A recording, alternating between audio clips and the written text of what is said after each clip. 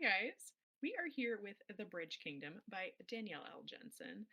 This is the first book in the series, so we are just starting this off, and none of us have read this book before, so we are all going in completely blind, or as completely blind as I think you can be, with maybe reading the summary. Did anyone know anything going in? Having said that, I never know anything going into books. So where are you guys at? Like, no spoilers, no nothing. I think I read the summary a long time ago, but then, like, when I picked it up now, I didn't, and I read the first chapter and I went, "Oh, right, this is an assassin one, right?" Good, good.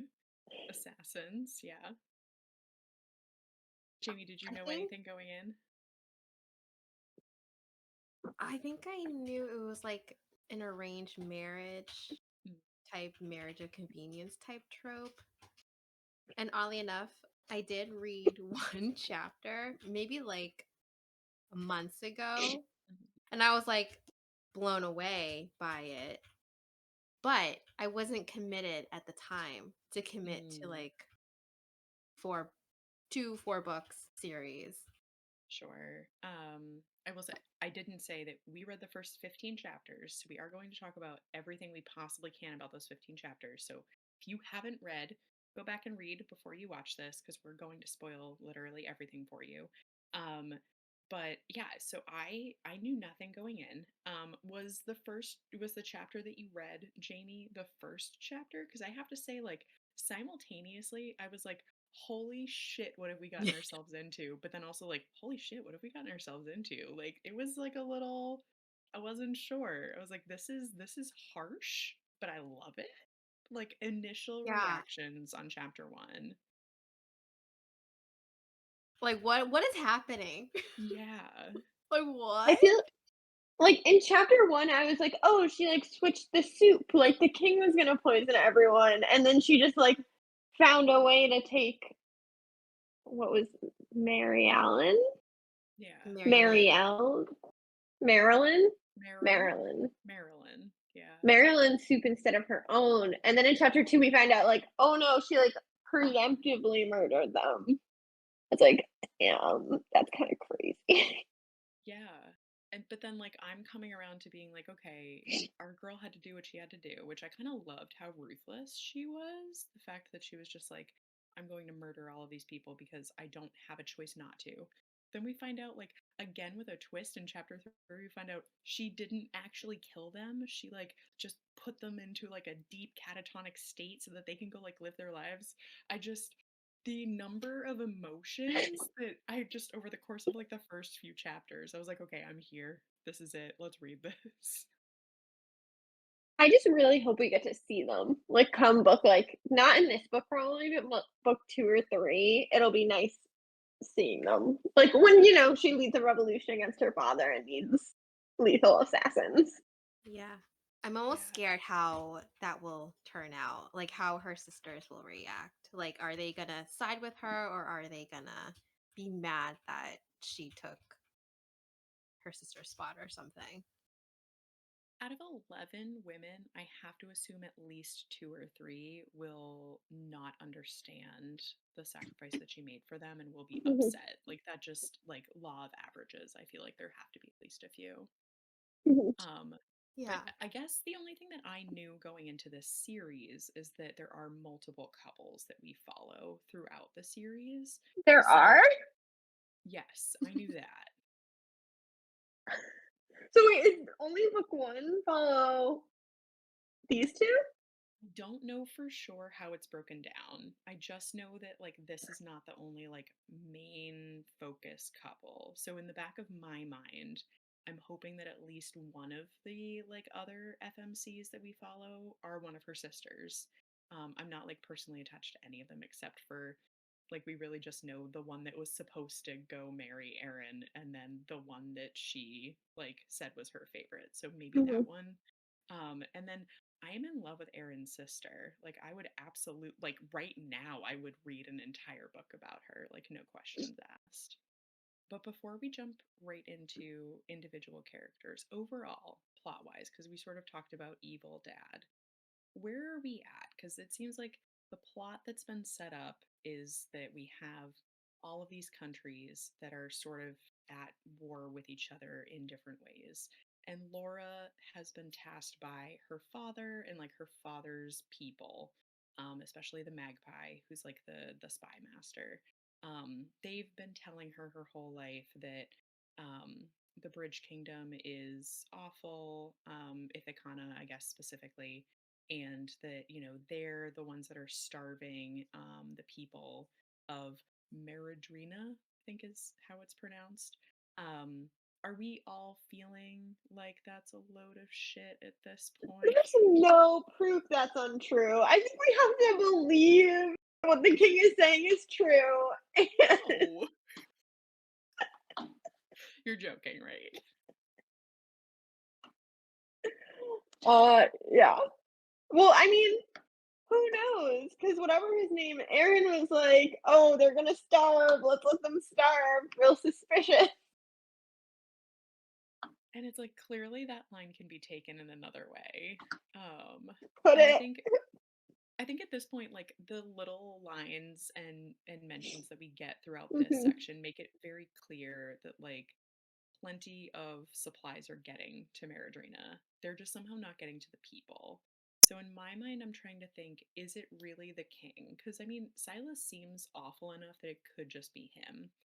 But maybe that's a little too surface level. And is it like the magpie or someone in the background is like secretly bringing like putting the like supplies somewhere else and like doing something else with them. So I don't know, like does anyone have any theories beyond the fact that obviously the king is lying?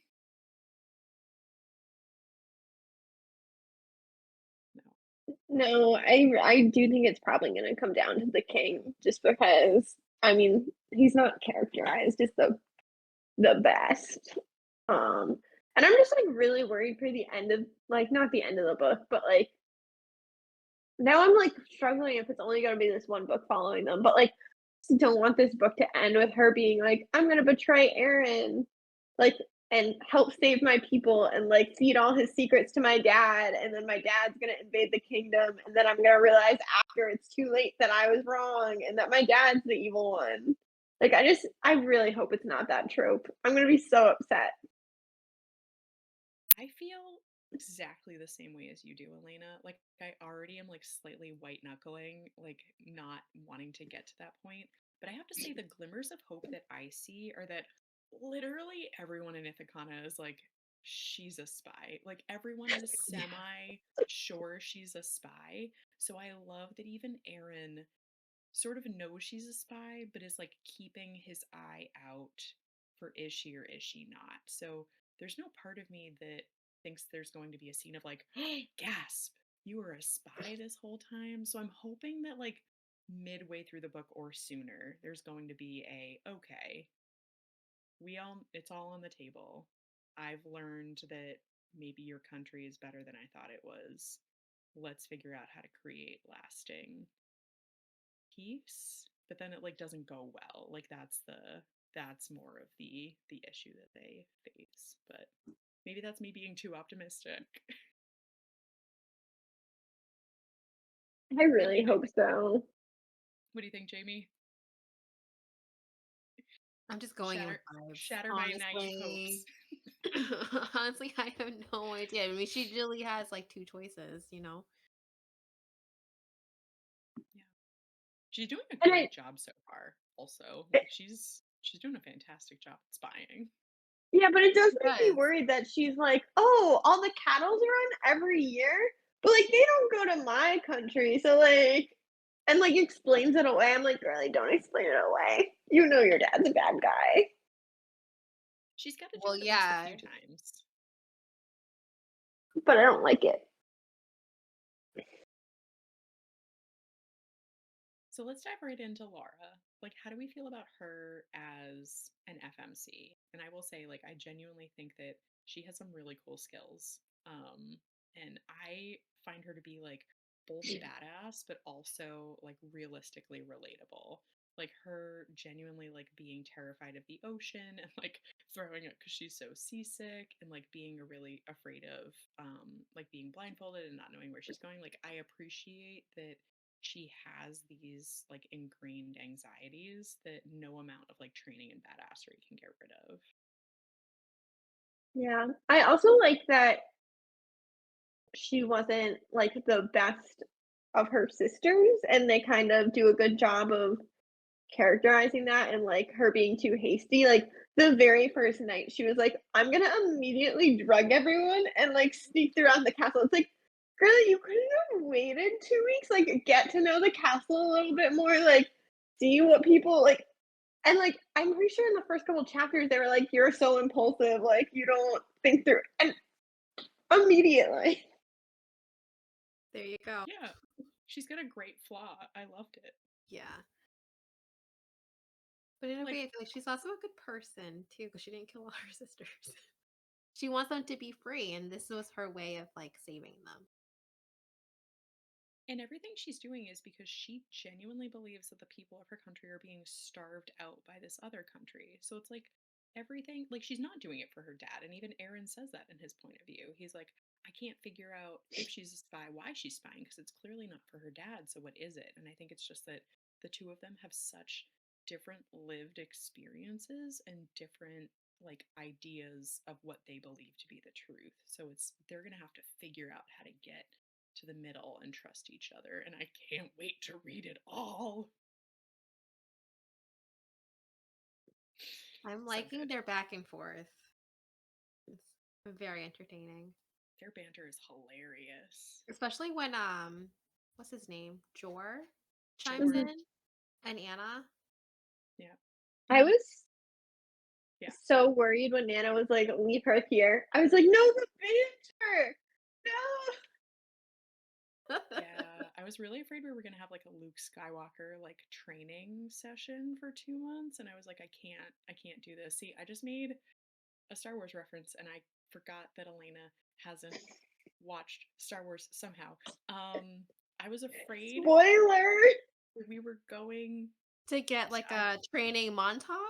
I can't think of another pop culture reference. So yes, I was afraid that our main character was going to just get taken by a side character for way too long and go do something that was, while fun and necessary, not where I wanted them to be.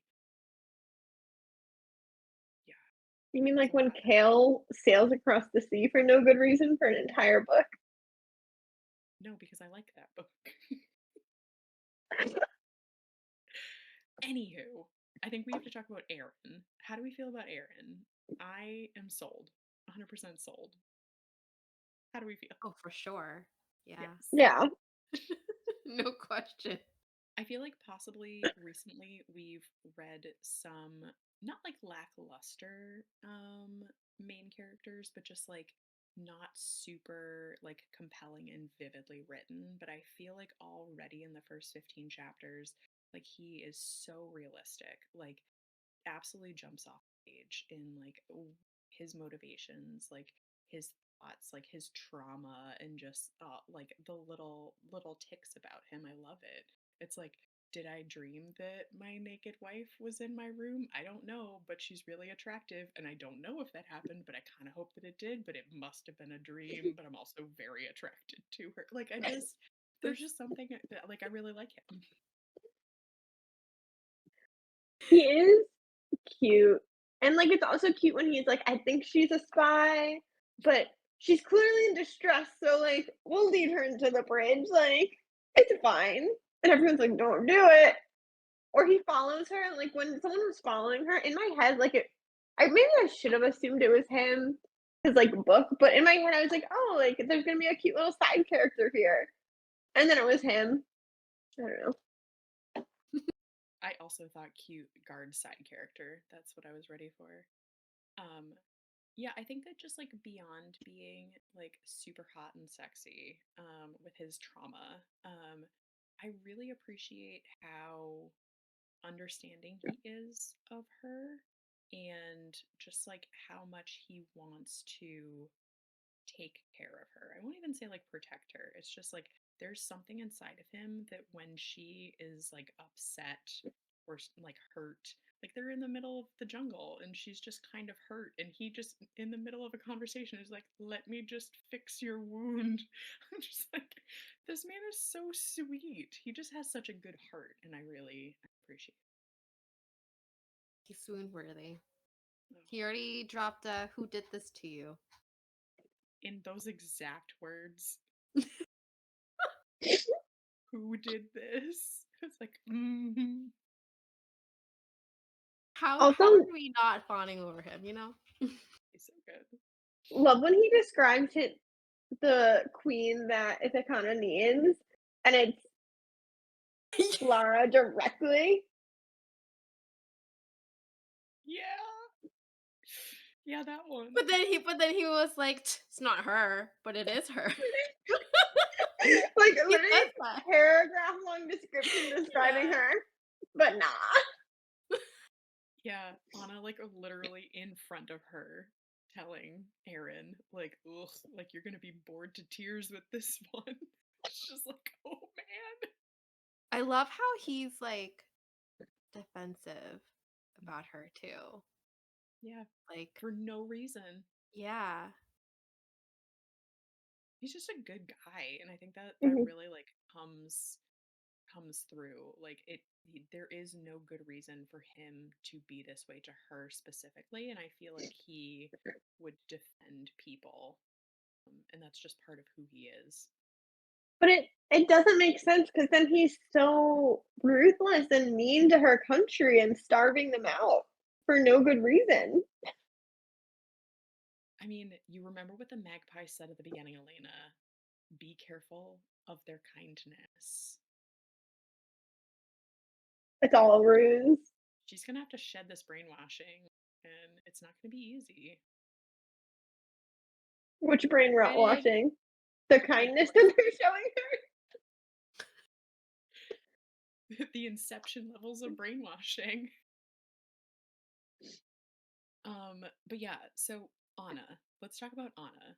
I love how like specifically mean she is. How you can tell that she's also a really nice person, but she's real mean to you before she's gonna be nice to you. I Yeah. love it. I love that vibe. I also love that she's way more suspicious of Lara than Aaron is. She's a commander. She's Mhm. she's got to be able to see through that. But she missed the code. She missed Marilyn's code. Or did she? Because I I have think she a did. You think so? You think I they think she actually did. missed it? Because I wonder like how much is going on that we're not getting through her point of view, through Laura's point of view. No, I think they missed it. That's what I'm banking on. We have, is his name Aster? He's like the Bad. old curmudgeonly general type guy. Yeah, I think he's gonna be a problem. He does not Wasn't like there a Laura. pet?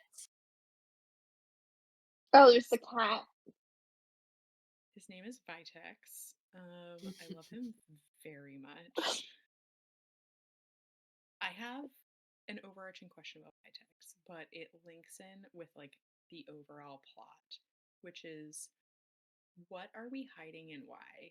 Like, do you guys have any theory? And is it more than we have this really perfect, idyllic society on this island and we just don't want people to know about it? Because I'm wondering, is it like, do we have magical animals like a Oh. Vitex? Like, is there some sort of like something that we are specifically protecting? What are our Right, because thoughts? they're pretty strict because they don't let anyone out. Like there Like was a it's supposed to be character. punishable by death. Yeah. I don't know. I've been wondering magic too, just from the perspective of like whenever she's describing the bridge, she's like, "Yeah, I can't really figure out how it's connected or like how it was built." And it's like very clearly like this exceptional feat of architecture that's been around for so long. And it's like, is there more to the bridge than it just being this? I mean, maybe there's not, but it kind of seems like there could be. Yeah, she can't even tell what it's made of. She said it's like an entirely smooth stone, and even more than a bridge, it seems like it's a bridge tunnel. Yeah, Like it's an Yeah. enclosed tunnel thing that has that's doors raised. made into it that are entirely flush. Like Hmm. if it was actually man-made, no magic whatsoever. Yeah. Um, amazing and possible. But I also am wondering the same thing. And when I say I know nothing about this book going in, I actually don't even know if there's magic. Like I don't even know that much. I have no idea. But Vitex specifically seems otherworldly. Like he was sort of the first thing that I saw that was like, huh, like true fantasy? Like are we really talking like maybe large animals that have magical powers? Dragon? Dragons? Dragon? That would be a These shock to me. sharks. Big Is it gi- sharks. is it giving How to Train Your Dragon? I didn't know that's where we could be going with this book, but I I wouldn't say don't no. think so. I don't think so either. How to The train one your thing rat. the one thing with the answer being magic that like would confuse me is they're clearly not using magic to protect the bridge. Like it seems to be like hand soldiers as far as we can see. In which case, like, what magic would they be hiding on the island that they're not using to protect the rest of the bridge? The thing that I want to know is what is the blindfold on Laura keeping her from seeing? Because to me, like when we're seeing it through her perspective and like she's trying to remember stuff, she's climbing up a ladder, like into the bridge. She's feeling the bridge, and then she's going out a door down a set of stairs out of the bridge. What is it that they're trying to keep her from seeing? And is it that like the ladder mysteriously appears and she didn't see how it got there? Is it that the stairs like disappear once they use them? I kept trying to ask myself, what is it that they're all experiencing that she's somehow not experiencing? Well, What's and, going on? and they also wiped her memory for a few days to go through the tunnel to wherever they are now. And I just want those memories to come back. Because she makes it pretty clear they could just come back. They did in part a little bit, so I wouldn't say that's a definite no. I will say, even if it doesn't end up being like magic and magical beasts, I love Vitex and I want more of them, obviously, because animal companions are superior to all other characters in every book.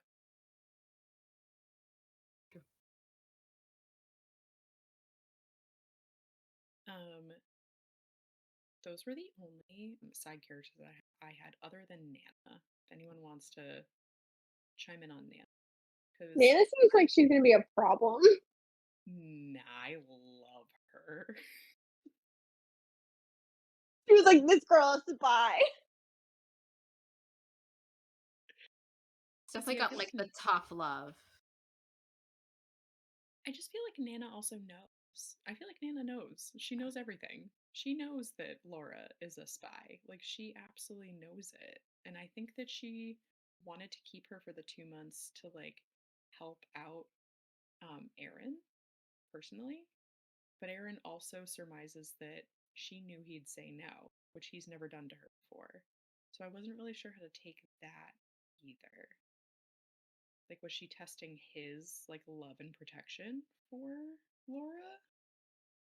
I think she just wasn't expecting him to say no because, like, Aaron keeps talking about his plans with her. And, like, that's what I keep coming back to is, like, he couldn't let her be away for 2 months because he needs to convince her to, like, help him with his country and, like, make it. Because clearly he doesn't think being married to her is valuable vis a vis a treaty.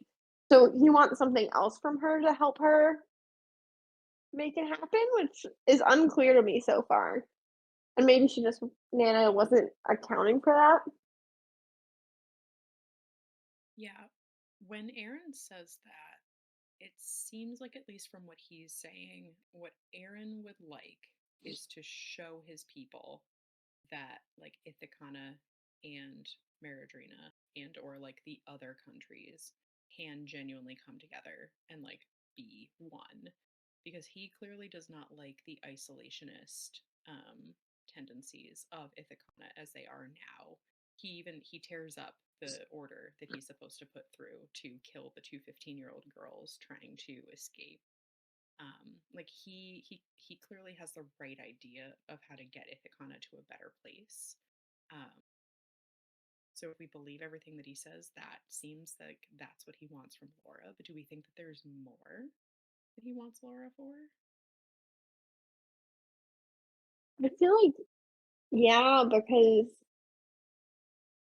he can get his people to come around all he wants, but at the end of the day, the king still isn't trustworthy.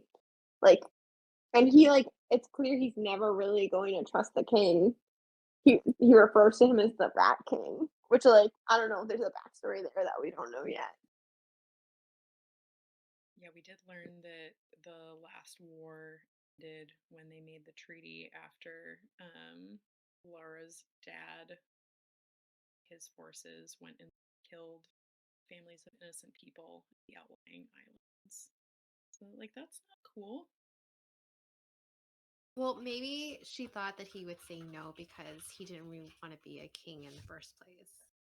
Because he said a line about wishing that he was born a few minutes later than Anna, so that he could be commander and she could rule. Yeah, he clearly doesn't take himself too seriously.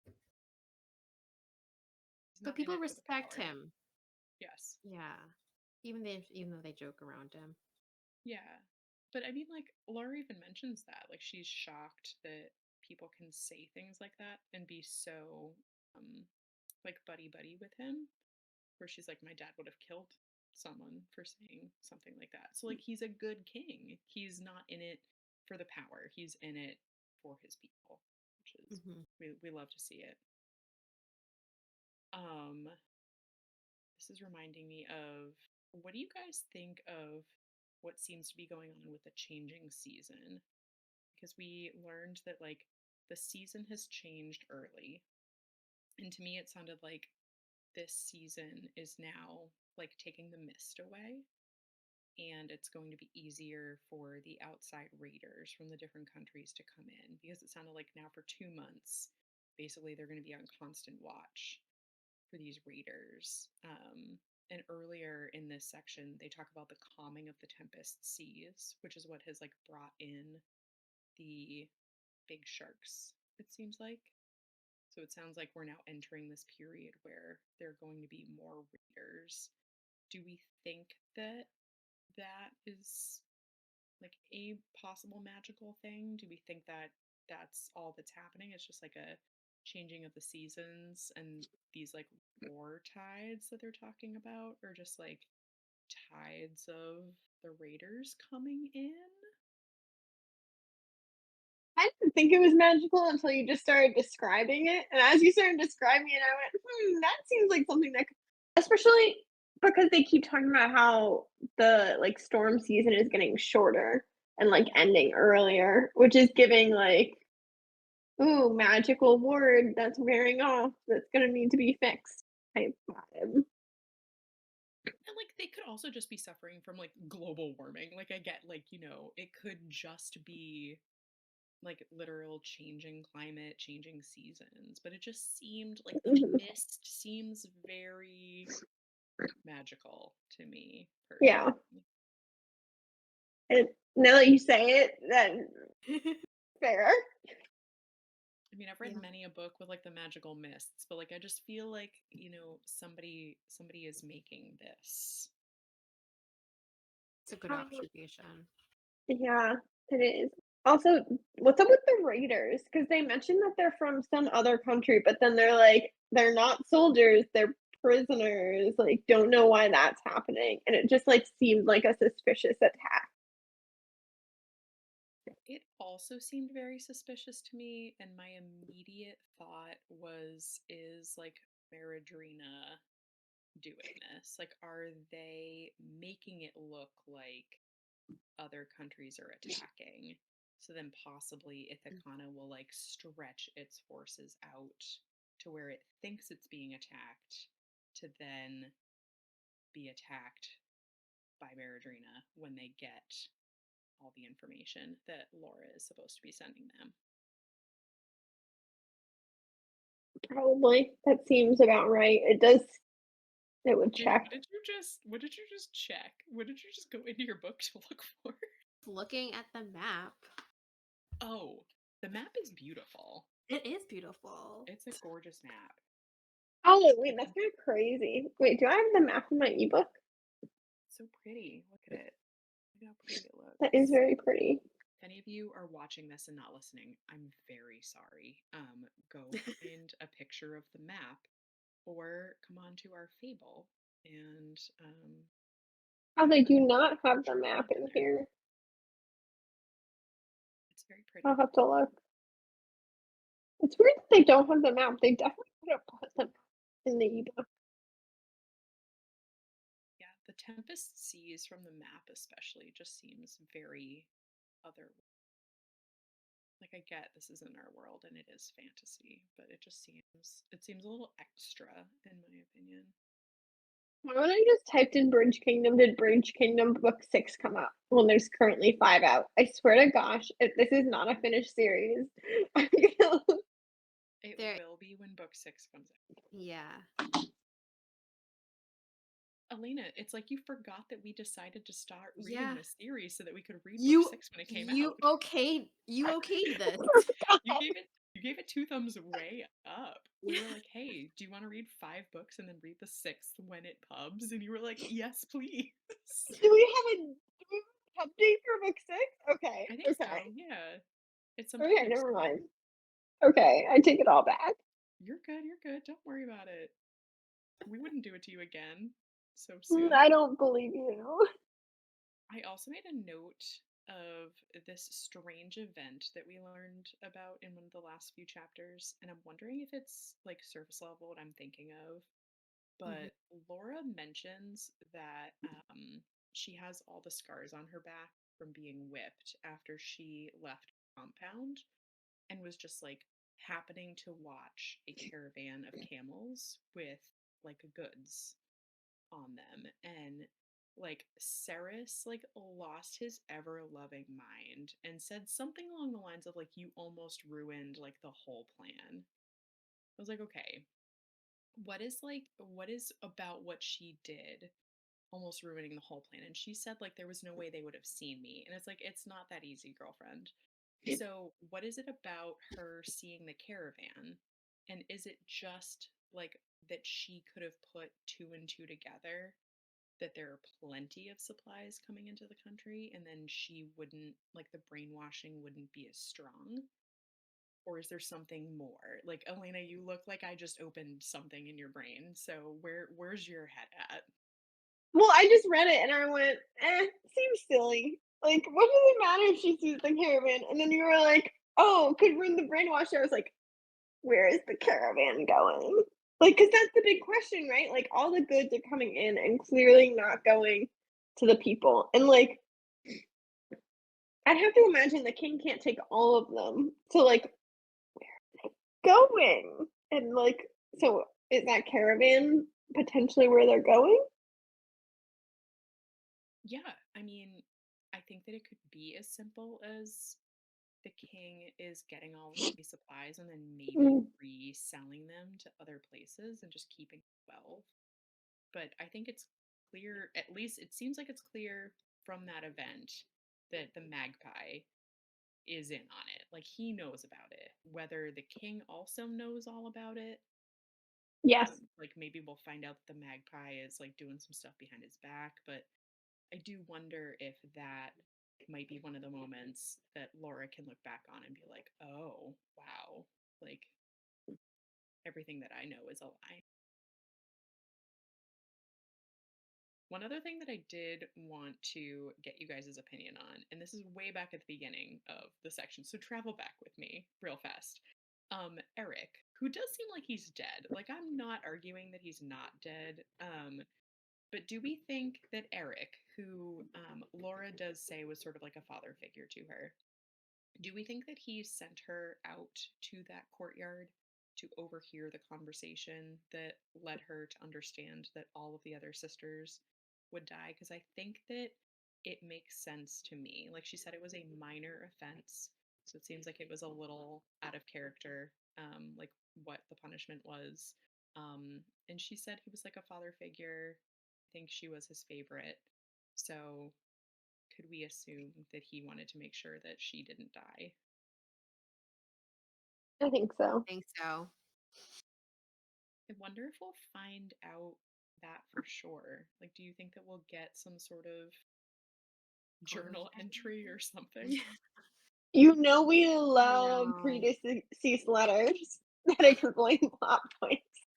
I don't want posthumous journal entries to like explain an entire plot line to me, but I wouldn't mind like something, like for Laura to be able to be like, oh my Yeah. goodness, someone did care about me. Maybe like a flashback scene or something. Or maybe a confession. Like her dad will say something. I'm Yeah. not sure. Or the magpie. Gross. But But neither of them would have known about it. Like he wouldn't have been Eric wouldn't have like told either of them because he was basically going right. against what the magpie wanted because the magpie chose Marilyn. That's true. And What about the silences the poison? horrors. Because she had to train herself to take the poisons. Mhm. I don't know if it was mentioned like who taught her or how to do the poisons. Oh, yeah, because that would have been special training because none of the rest of them had it.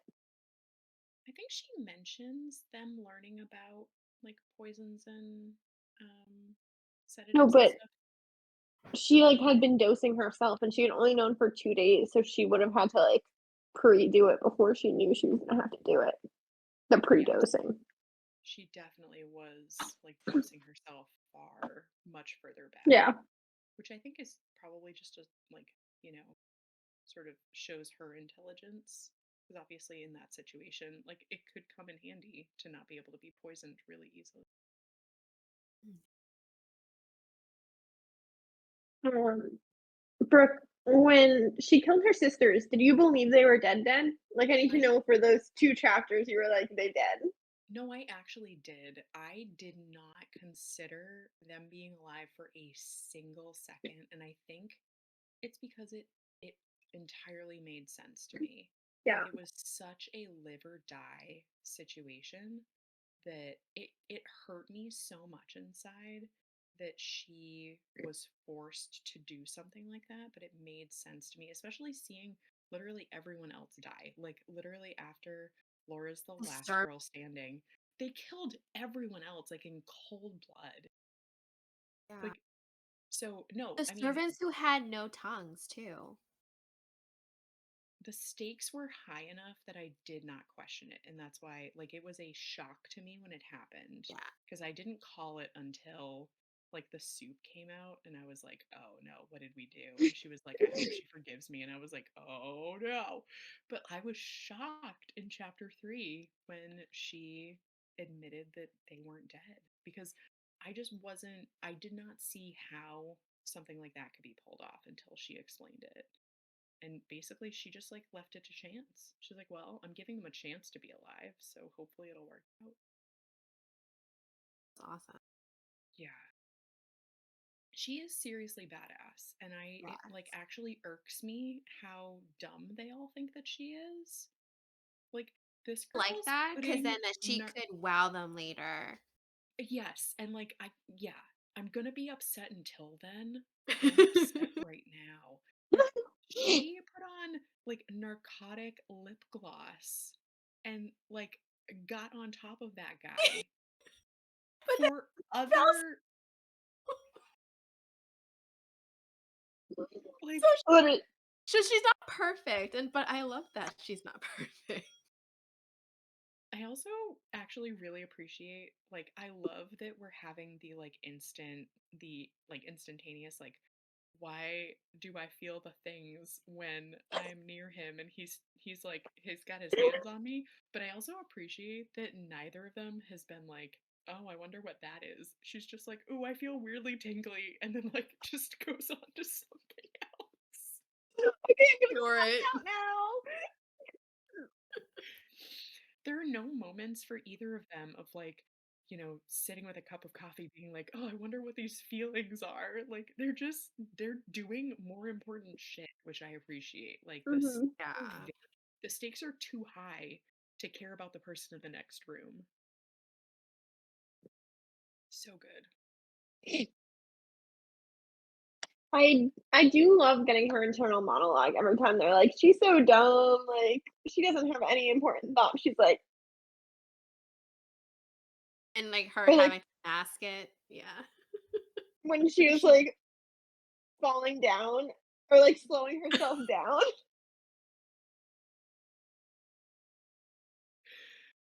Yeah, she's not perfect. Like she still is getting into situations where like she could possibly die. But I also love that she can't help herself sometimes. Like those little snarky, intelligent comments come out. Like when she's at dinner with Aaron and Anna, and like she says something super witty, and Anna does like a double take and is like, "Ooh, like you might need this glass of wine." Like I appreciate that she is fallible. I love Mhm. that you see the pieces of her that aren't perfect.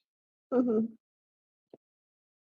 But that's what I'm worried about because there's pieces of her that aren't perfect, and Girlie's gonna rat Ithicana to her awful dad before she realizes what the truth is. But she hates you. So there's like, a little hope. I hope so. I just feel like we're setting her up to have flaws, and the biggest flaw she could have is not realizing in time before she sends a message she can't send back. Because she's impulsive. Mhm. Yeah, Mm. that is like her biggest flaw. I can definitely But she, see it. I can also see her not getting like good enough information out to them, coming clean, then like Maradrina just decides to attack anyway, like when years. Oh, I only giving her a year? Crazy. What a choice. No one's been able to do it forever, for literal decades, and they're like, "You got a year?" Although like the complicating factor that's now put into it is like clearly they're not intending for her to get pregnant, like now that she's married to him. So you really couldn't like keep up that ruse for much longer without people being like, huh, what's going on over here? Which, like, So I don't fully understand as a plan because, like, it seems like the king's plan is to murder her at the end of the day, no matter what, whether or not she's pregnant. So, is it just of an ease of spying, like, technicality that they don't want her to get pregnant? I don't know. yeah, it muddies the waters. Um, I just have to say, because I didn't have any other notes at this point, I am fully enjoying this book at this point. Like, genuinely, like, loving every minute. 5 stars. me Yeah. too. Oh, already? Yeah, right now. Do you guys all like keep in the back of your mind where you think like a book is ranking while you're reading it? No. Not at all. Times. I usually don't give myself enough time when I'm reading it to have middle of the book thoughts. That's true. You read very fast. I think for me, it's like I have moments where it's either like, ooh, I'm not loving this, or oh, wow, this is fantastic. And just in the back of my mind, I'm like, ooh, this is probably like, I'm feeling this is like a 5 star. This is Well, but probably closer to a 3. as the books go, I think I do it more with books that are bad, like where I'm like, "Oh, Mm, this is bad." But like for good books, I think like there's always the chance that it's going to do something really dumb. Like this book's really good now, but like if she massively messes up, it's going to like impact how much I like it. yeah, for sure. Which is why I feel the need to finish it immediately and find out if she does the super dumb thing. Yeah. Which I mean is the plan. We're gonna Mhm. tear through this book and then we're going on to the next book for sure. We are definitely going to read this whole series, but we are gonna chunk it up into sections. I think based off of a couple possibly. But we are going to read the next group of chapters, which I don't have memorized because I'm not the numbers person. I'm the red string 16. person. 16 to 26. 16 to 26. Thank you. I had to make numbers sure I looked up person. the right one. 16 to 26 for episode 2. So read those and come back, and we'll talk about all that, see how our theories are lining up. But thank you guys so much for joining us for episode 1 of The Bridge Kingdom. We will see you back here. Bye.